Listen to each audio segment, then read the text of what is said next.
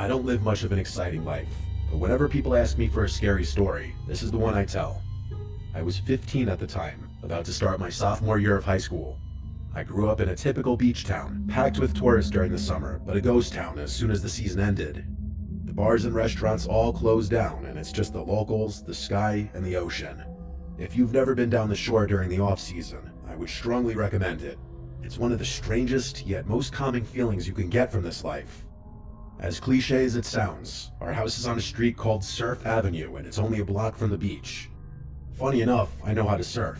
It would honestly be pretty pathetic if I lived on a street called Surf Ave without even knowing how to do it. I'd lived there my whole childhood, so the boardwalk and sand had always been a part of my routine. Damn near a part of my personality, to be honest. I don't live in that specific house anymore, but the property has stayed in the family, so it still feels like a piece of me. At the time, I was on my high school varsity's cross-country team, and I was kind of obsessive about staying in shape, even during the off-season. Summers get insanely hot down the shore, so I usually ran super early in the morning or late at night, times when I wouldn't melt in the heat or have to be that jerk weaving in between crowds. That night, I decided to go for a late night run. I'd stayed up pretty late with some friends the night before and slept in that morning, so I kind of had no choice. I never brought my phone with me when I ran. It was always annoying not having music, but even that little bit of extra weight would be enough to throw me off. I don't know if they still make them anymore, but I had this rinky-dinky little Garmin watch that I used to track distance and pace. Besides that, the only other thing I'd carry was my house keys. To put it mildly, my parents were incredibly uptight about keeping the house locked, so as annoying as it was, I really had no choice but to stuff my house keys in my shorts pocket every time I went for a run, even if they were home. It was one of those non-negotiable rules. I still don't really understand why my parents were so concerned about it, especially because most private beach towns are typically super safe, but that's neither here nor there. I decided to stick to the boardwalk that night. The surface was just soft enough to be easy on my legs, but not as brutal as running on the sand. Sometimes I'd jog on the beach for a challenge, but that wasn't happening after the day I'd had. I just wanted a nice, easy long run with minimal changes in elevation or terrain. The boardwalk would give me just that. I started zoning out after a few miles, enjoying that euphoric runner's high. I always tell people, even today, if you could break that first mental barrier, which occurs after about 3 miles or so, the rest of the run is easy and borderline enjoyable.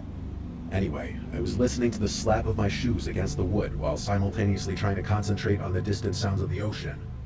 I was in that perfect rhythm where you forget you're even running, but then I heard it. A faint clink. I stopped and checked my pocket. Empty. My stomach dropped. It was my keys. I crouched down, peering through the gaps in the boardwalk, but it was useless. It was pitch black under there, and there was no way I'd even be able to retrieve them from where I was. I started cursing, literally yelling out loud. I know that sounds a little silly, but the adrenaline was still pumping through me from the exercise, and I was pissed that this detour had ruined my run. I knew my parents would have killed me if I came back without those keys, so without really thinking, I jumped off the side and headed down to the sand. It was also partly a matter of pride. I wasn't just going to walk away from one of my personal belongings. Who does that? The smell under the boardwalk hit me instantly. It was like rotten seaweed mixed with stale beer. That's honestly the best way to describe it. Imagine literally filling a bathtub with seaweed and beer. It was damp and heavy, and every step I took, I kicked up sand and trash. Like I said before, I didn't have my phone with me, so the backlight on my watch was the only thing guiding me. It wasn't doing much. I crouched down to the spot where I thought my keys had fallen. They were nowhere in sight. Just more clumps of sand and scraps of garbage. I'll repeat myself, it was disgusting, but I needed those keys. I thought about just leaving them, but decided that I had gotten this far, and turning back now would mean I had gotten covered in garbage and stench for nothing. I tried shifting the sand around a bit, thinking maybe they had fallen beneath the surface, but after a few minutes, frustration started to creep in. Had I really misjudged the spot by that much? I concluded that that was the most rational explanation, that I had somehow misjudged where they had fallen. I climbed back up to the boardwalk, stood where I had stopped running, and thought about how I could be sure of the spot underneath. That's when I got this genius idea to use my shoelace as a marker. I knelt down, untied it, and slipped it between the planks, letting it hang. That way, I could crawl back under the boardwalk and spot it from below easily. As I was standing back up, something tugged on the lace, and it instantly disappeared into the crack. Not a breeze, not me moving weirdly, something from below. I couldn't believe my eyes. I I was literally in shock. Someone had pulled it. I took a step back and stared at the spot where my shoelace had just been. There was someone underneath the boardwalk. I instantly put two and two together. Whoever was under there probably had my keys too. My first instinct was to run home and figure it out later, but the thought of someone having my house keys, knowing where I lived, made my blood boil. Our house address was etched into them, so I couldn't just leave some stranger with that kind of access. I still don't know why I did it. Call it stupid teenage confidence, but I took a deep breath, jumped back into the sand, and crawled under again. It felt different the second time. The air felt heavier, and I was bracing myself for some kind of fight. At one point, I heard faint shuffling somewhere ahead of me. My chest tightened. I swung my watch light toward the sound, but saw nothing, just more sand and beams. I kept moving, and I heard shuffling again, this time from a different direction. That's when I realized the noise wasn't coming from one spot. There were multiple people under there. That was enough for me. Common sense struck me in the face like a freight train. What in the world could I have possibly expected to happen? Was I just gonna fight some crackhead living under the boardwalk? That was suicide. I turned to get out of there, trying not to panic. But before I could make it all the way out, something cold latched onto my ankle. It was a hand. I screamed in pain as fingernails dug into my skin. I didn't think. I just kicked as hard as I could.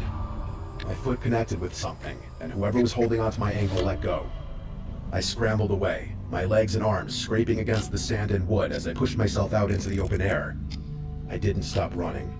I sprinted straight back to my house. When I reached the front door, I pounded on it until my dad opened up. To say he was pissed would be a massive understatement. He was livid. I was surprised he didn't get physical with me. Before he could fully flip out, I explained everything. The keys, the shoelace, the people under the boardwalk.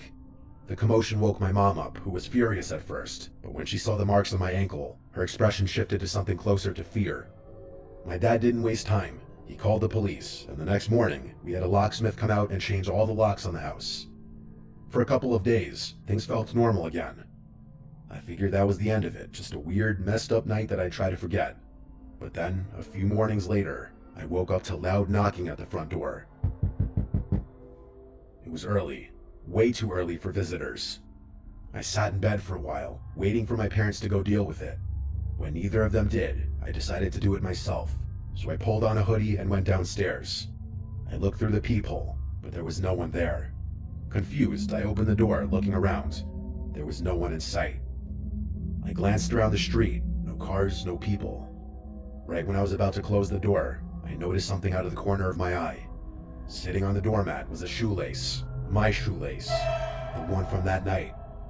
I slammed the door shut without another thought. We got a security system installed that afternoon. For weeks afterwards, my family lived in constant fear, but nothing ever happened after that. When I think back to this experience, I still can't rationalize the events that took place. Even though I don't live in that house anymore, it still kind of creeps me out that some random stranger knows where our beach house is.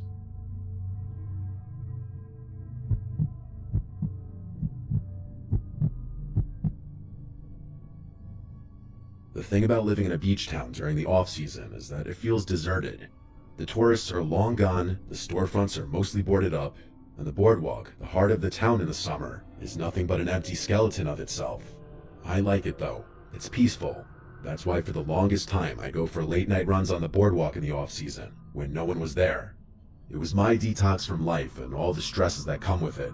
Sometimes you just need to be away from people. There was something about the sound of the waves and the rhythmic slap of my sneakers against the wooden planks that calmed me. It made me feel like I had the whole world to myself.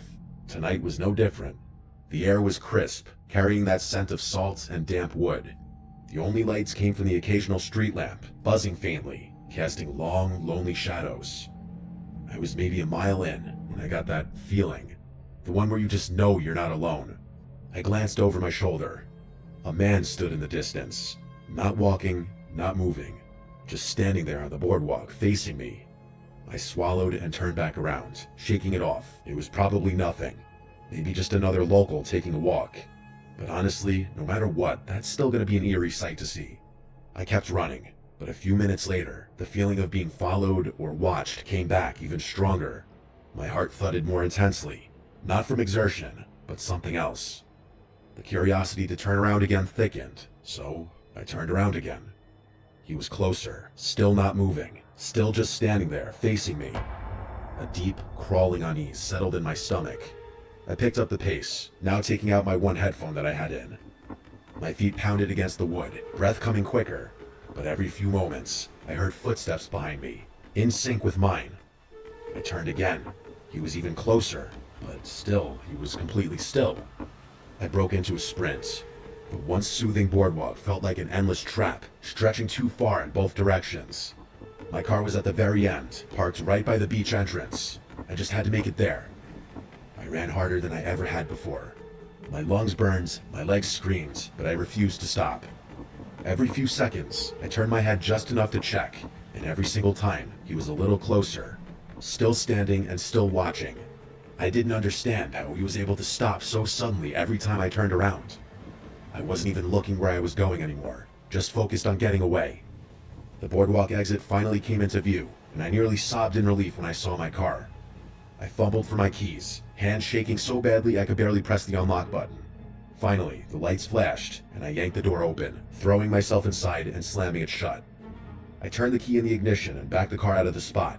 When I put the car in drive to whip the wheel to the left to turn out of there, I looked ahead, and the man was standing directly in front of my car, right where my car had just been. But I looked at him so briefly that I didn't even have time to make out any features. All I saw was that he had his hood up, covering a decent chunk of his face.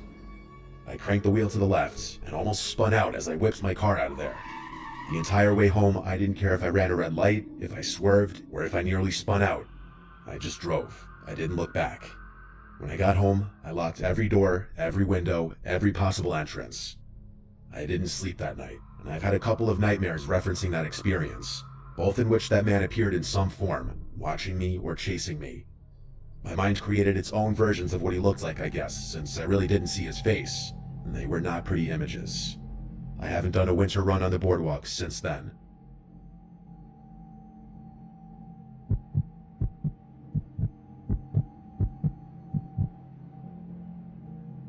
This happened last summer. I was 22, spending a weekend at the shore with a bunch of friends in the cheapest Airbnb we could find. It was the last night of our stay. We'd been out on the beach all night with a bonfire, just hanging out, drinking, and talking. Nothing crazy. By the end, most of my friends were ready to call it, but I wasn't tired yet. I figured I'd walk off the buzz for a bit and then find my way to the Airbnb after that. The boardwalk at night has this weird peacefulness to it. Everything's empty. I haven't spent much time at the beach, so it was all very new and interesting to me. After wandering around for a while, I realized I really had to pee. I'm not really the type of guy to just do it in public, which is something my friends often make fun of me for, so this was a bit of an issue. I spotted one of those public boardwalk bathrooms, old, beat up, and barely lit. Not ideal, but I didn't feel like holding it until I got back. I pushed the door open, and immediately regretted it. The place smelled awful, like a mix of bleach and whatever it was trying to cover up. I figured I'd make it quick, so I went to the farthest stall. That's when I heard the door creak open again. I winced, annoyed that I'd no longer have privacy. I listened as their footsteps slowly walked around. They seemed to be circling the bathroom, which was kind of odd. At times, I thought the footsteps were coming from multiple directions, like there was more than one person, but I wasn't sure. Eventually, they stopped near the sinks. Just stopped. No movement, no coughs, nothing. The water didn't turn on either, so I wasn't really sure what they were doing. I finished up, ready to get out of there, but when I went to push the stall door open, it didn't budge. I jiggled the latch, but the door was still stuck. I wanted to punch the stall door. That's how angry and uncomfortable I was. But then the footsteps started again. They were closer this time, and I got this really knotty feeling in my chest. It felt like someone was holding the door shut. I tried to shove the door with my shoulder, but still nothing. The adrenaline was starting to kick in, and a part of my brain began connecting the dots. I decided I wasn't just going to sit there like some helpless target. I charged the door with all the force I could muster, and it finally gave way, sending me stumbling out. As I burst out of the stall, I noticed the bathroom door swing shut, like someone had just walked out. I scanned the bathroom, which was now empty. That person who had been walking around in there was seemingly gone. I hastily washed my hands and went to get out of there. I grabbed the door handle, but it wouldn't budge. The handle wouldn't even turn, as if the bathroom had somehow been locked from the outside. I froze. My mind was racing at that point. Was this some kind of prank? I thought it was maybe one of my friends screwing with me, But that didn't really make sense. They had all left already. They didn't even see where I had gone. Plus, this wasn't really something any of them would do. Either way, I was pretty freaked out at that point, so I just gritted my teeth and started banging on the door. I yelled for whoever was out there to open up, but I didn't get a response. Just then, I heard movement in one of the stalls behind me. I whipped my head around, and even though I couldn't see anything, I knew there was a person in one of those stalls. That meant there had been 2 people in there the whole time. I didn't see any feet under any of the doors, so they must have been standing on one of the toilets, which was even more concerning. I thought about calling the police, but I needed to get to safety first. I was in danger. I noticed a grimy window up near the ceiling. It wasn't big, but I didn't have another option. I climbed onto the sink beneath it, which I literally thought was going to break under my weight, and I shoved the window open. As I was halfway out the window, one of the stall doors burst open behind me, and I locked eyes with a man. He was really hairy and the palest skin I've ever seen. He was dressed like a teenager, but this guy had to be like 50 years old. I didn't waste another second. I scrambled the rest of the way through the window and dropped down onto the boardwalk. My knee hit the ground hard, but I didn't care. I just ran. When I got a safe distance away, I called the cops. They showed up pretty quickly. It was a beach town after all, but by the time they checked the bathroom, that guy was long gone. That part of the boardwalk was dead. No cameras, no shops open that late, so it's not like there were any cameras they could check. I showed the officers where everything had gone down, and one of them pointed to the scratches on the bathroom door handle, saying it looked like someone had messed with it. We all agreed whoever it was didn't want me leaving, which was not the most comforting thing. The officers told me I was smart to escape through the window, and that was that. I had to leave the beach the next day, so I never got any kind of update on the situation. I doubt the police even really investigated much anyway.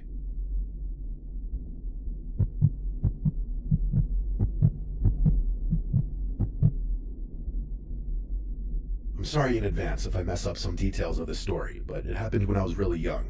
I don't remember exactly how old I was when it happened, maybe 8 or 9, but I know it was during one of those summers my family spent at my grandparents' beach house. It was kind of like the family hub. Every summer, a bunch of us, my siblings, cousins, aunts, uncles, would pile in for weekends or weeks at a time. The house wasn't super fancy or anything, but it had like 1,000,000 bedrooms and could sleep our whole family easily. It was also really close to the beach, so I used to spend entire days playing in the sand and exploring the neighborhood on my bike. Every summer I spent there was amazing. It still feels like an extended fever dream, especially now as I'm getting further and further removed from that blissful childhood. I remember that summer being different though. There was some big hurricane forecasted, one that had all the beach towns scrambling to take precautions months in advance. I'm not sure if other beach towns did this, but ours built these massive sand dunes along the shore as a makeshift barrier.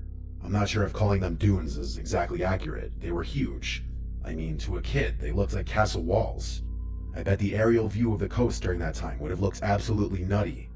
That summer, my siblings and I would spend hours climbing the dunes, tumbling down the other side, pretending we were scaling mountains or sneaking into a fortress. It was weird though, as you could probably imagine. Usually when you're standing on the boardwalk facing the beach, you can see the ocean stretching out in front of you. But those dunes, they completely block the view. You'd walk along the boardwalk, and instead of water, there was just this giant wall of sand. The beach also closed after a certain hour, like the lifeguards would go off duty and people weren't technically permitted to go on the beach, but that never really stopped us locals. The town was safe, the kind of place where everyone knew everyone, and letting kids roam wasn't considered a big deal, especially after the touristy crowds thinned out. As long as we promised not to go in the ocean, our parents didn't really mind. And to be honest, I was kind of a little troublemaker back then. I liked pushing boundaries, especially when I thought I could get away with it. That's what led me to sneak out that evening. It wasn't dark yet, the sun hadn't even started setting, but I hadn't asked permission to go out. I just wanted some alone time. I think I'd gotten into a fight with one of my brothers, but I don't really remember. The sliding door downstairs where all the kids' bedrooms were made it easy to come and go unnoticed. My older cousins had practically written the playbook on sneaking in and out, usually for way more rebellious reasons than a solo beach walk. But I'd learned from them. Even today, we still laugh about how easy it was to sneak people in and out of the house without alerting the adults. Anyway, as quietly as I could, I stepped outside my bare feet, not even bothering to put shoes on. I made my way toward the boardwalk, expecting to encounter some locals, maybe even some kids my age. Even after beach hours, there were usually people around. Anyone who had or was staying in a house down there, really. I was kind of surprised to see how empty it was.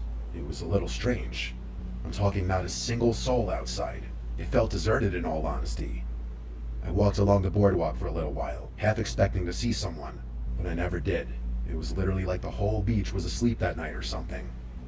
I was about to head back when I noticed something alarming. There was a thin trail of smoke rising from beyond one of the dunes. At first, I thought it was just fog, but I took a closer look and confirmed that it was smoke. Like smoke from a fire kind of smoke. Smoke on the beach wasn't that unusual, even though it was really against beach rules and borderline illegal. Sometimes tourists lit bonfires. But there was something about how empty everything was that night that made the smoke feel wrong. To my mind, it kind of looked like a volcano, as the smoke sort of just emanated from the sand dune. I looked around for an adult, but there was no one. Just the empty boardwalk stretching out in both directions. I should have gone home, but curiosity got the better of me. Plus, my parents had taught me to never turn my back on someone in need, and this situation kind of felt like that. I climbed the sand dune a little ways away from the smoke. By the time I reached the top, I was covered in sand. I looked down the other side and saw what I expected to see, a bonfire. The weird thing is that it was completely isolated. There was no one around. There were no chairs, no coolers, nothing. Just a fire burning in the middle of an empty beach, as if whoever had set it had abandoned it. It didn't sit right with me. Even at that age, I knew leaving a fire like that was dangerous. I slid down the dune and made my way over to it. I stood there for a second, just staring at it. I didn't know what else to do, so I just started kicking sand onto it. I did that over and over, until the flames were finally suffocated. I didn't want to leave it just yet. I was way too curious. I couldn't think of any reason why someone would light a fire just to abandon it, unless they were trying to commit a crime or something. I inspected the fire pit some more, and made some eerie discoveries. First, there were clothes. Little kids' clothes, like stuff that I'd wear. Kids' shoes, socks, half-burned fabrics. I bent down, using a stick to poke around. I realized that the fire had mostly been clothes, which gave me a really sick feeling inside. But then I realized what else had been burning. Photos, or at least what was left of them. Most were charred beyond recognition, but one had survived enough for me to make out a face. It was a boy, probably around my age. He honestly looked a little bit like me, like if one of my parents told me he was a distant cousin or something, I'd believe them. The picture made me really scared. I felt myself wanting to run, and I dropped the stick I was holding. I was just a little kid. I obviously hadn't been through anything that scary before, so I was really freaking out. But it got so much worse. I heard a voice shout out, "Hey," from somewhere in the distance. I looked up, and there was a man coming toward me from down the beach. He was bald, but I couldn't see much else of his face from so far away. He was also staggering every few steps, as if he were fighting not to trip over on his own feet. It looked like he was drunk, or something worse. He yelled, "Hey kid," and started moving a little more quickly toward me. I couldn't move. I was frozen to the spot, petrified in fear. He yelled, "Don't you go anywhere," and that was what did it for me. My little brain finally caught up to my body, and I started running towards the sand wall. The sand made running hard, but I felt like I was in a life and death situation. I started climbing the dune, and I could hear him yelling obscene things behind me. He was getting closer. Just as I reached the top, I felt fingernails clawing at my ankle. By some miracle, he was never able to get a grip on me, and I vaulted myself over the dune, tumbling down to the bottom. I sprinted for the boardwalk and ran all the way home. I looked back a few times to make sure he wasn't following me, which he wasn't, but I kept running like my life depended on it. When I got home, I immediately went to my bedroom and started crying. I wanted to tell my parents, I really did, but all I could think about was how I'd snuck out and how much trouble I'd be in, so I kept my mouth shut. Looking back, I know I should have said something. I should have told my parents at least, but I didn't, and nothing ever came of it. As far as I know, there were no news reports, no police at the beach the next day, no reports of missing children in the area, or anything like that. I still don't know what to make of this. Even though it happened a long time ago, I can't help but feel like there's more to the story. I think what terrifies me the most is how eerily similar that kid in those photos looked to me. Sometimes I wish I could go back in time and tell my younger self to just fess up, but that's just something I'll have to live with.